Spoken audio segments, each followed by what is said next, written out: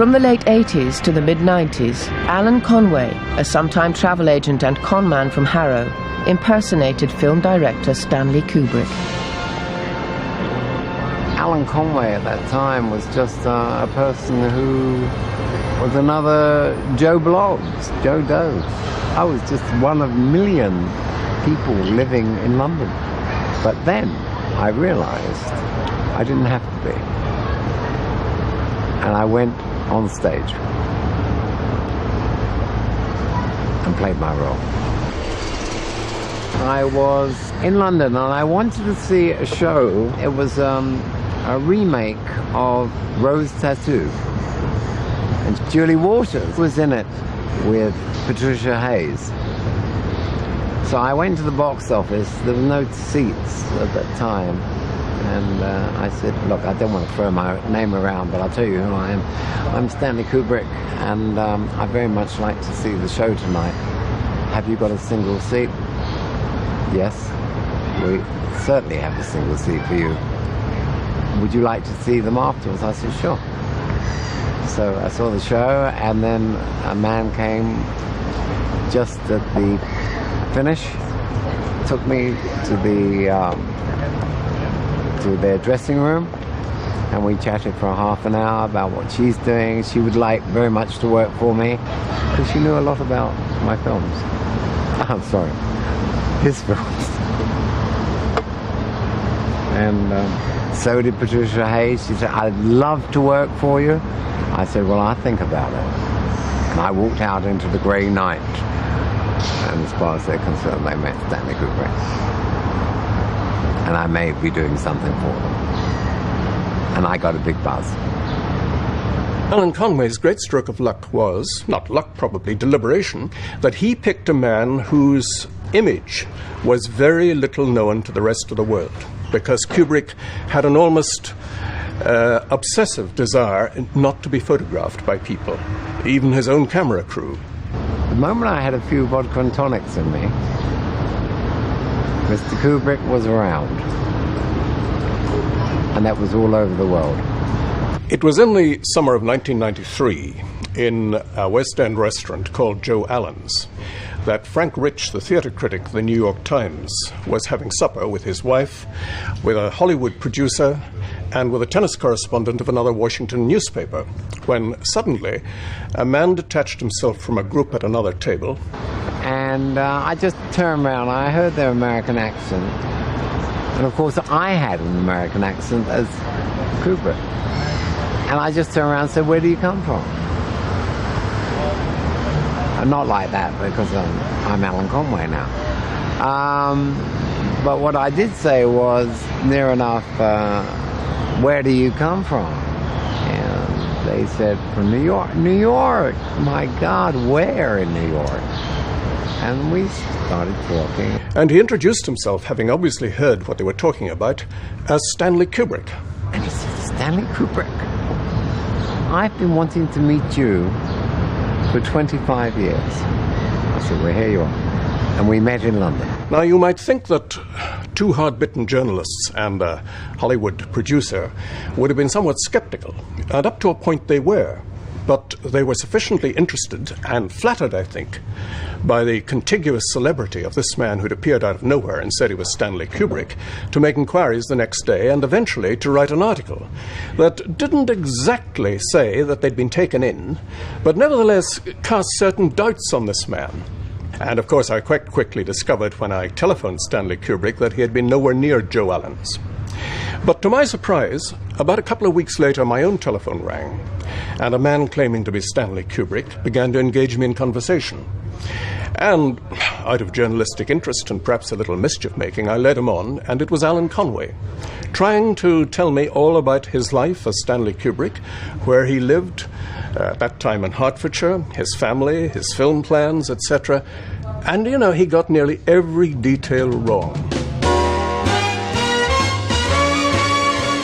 It was no surprise that Conway failed to deceive a Kubrick expert, but a singer and vocal impressionist proved a softer target. I met a young man who really did believe I was Kubrick, a gentleman called Joe Longford. Grab your coat and get your hat. Joe was doing a summer season at the BIC in Bournemouth, and one night Tony Hardman, the director of entertainment for Bournemouth Council, brought Dora Bryan and Stanley Kubrick, Alan Conway, backstage and introduced them to Joe. We met in Joe's dressing room, and Joe really tuned into me. Joe was eager to get a season in Vegas. Obviously that's where he was. As any artist really, it's a pinnacle of their career, than getting to Vegas like Tom and Engelbert did. So Alan had said he would help him in any way he could with his contacts overseas in the US to get Joe a season. So of course Joe was really excited, and yet at that point he had no reason to believe, Stan wasn't who he was meant to be. He said he was down in Bournemouth, he was looking for locations and extras for an upcoming movie he was about to shoot with Tom Cruise. We became very good friends, because he did believe I was Kubrick. I know that. What I knew of Stanley Kubrick, he was a bit of a recluse. He never sort of went out the house, and one thing and another. So the next day I did a lot of investigation work on him, which I rang Pinewood Studios and asked to speak to someone in his office who I explained the situation to, and they said, I'll give you this number, ring this, and actually it was his residence. And I spoke to Stanley Kubrick's housekeeper. What he said to me was, is the guy from Harrow? And I said, yes, he is. He says, it's the same guy. He's been doing this now for about 3 years, and at some point they've had put the police on him when he was becoming a real annoyance. So we were just, it was intrigue then, who was this guy, and what can we do to find out who he is? Alan Conway, by this time, was back in London under the sort of auspices. He was, having production meeting for this up-and-coming movie, and we said, oh, that's great, we're up in London on Monday, actually, we're having lunch with our lawyer, would you like to come and join and put all these proposals in place? But in the meantime, our lawyer had read a book on the works of Stanley Kubrick and did nothing but bombard him with questions for the whole course of the meal, which Stan was getting very, very hot under the collar and dismissing and being very vague in his answers. But at the end of the meal, when the maitre d' brought the cheque, I just nodded over and made sure it landed up in Alan Conway's lap. And instead of pulling what we thought a gold American Express card or a Diners Club out, he pulled like a green access card and scuttled off to the cashier's office to pay. Then when we sort of said our goodbyes in the doorway, the lawyer and I went back inside under the excuse had left a bag, went to the cashier's office and actually said, could I have a look at that credit card chit? And that's when we knew his name, Alan Conway. I don't think I ever wanted to hurt anyone. I certainly didn't do it financially or anything like that in a criminal way, but yes, I suppose I did let a few people down. We now know that Alan Conway had a string of criminal convictions stretching back to the 1950s for obtaining money by false pretences, theft and gross indecency. According to Kubrick's widow, Christiane, Conway had also obtained sexual favours from young men in his guise as Kubrick. Stanley was concerned about Alan Conway, not simply because of the fact that Alan Conway might get goods and services by writing the name Stanley Kubrick to the hotel bill and so on, which he did, but also from that fear that your identity is being taken away from you. It sounds crazy, but that's what happened. I drew a great deal of strength from him. And I really did believe I was Kubrick. When I walked around this city, I believed I was Kubrick. I'm Alan Conway now. Sad. Sad. But I enjoyed being Kubrick. Great part for anybody to ever have. Who knows? If they make a life story of Kubrick, they may invite me. You never know.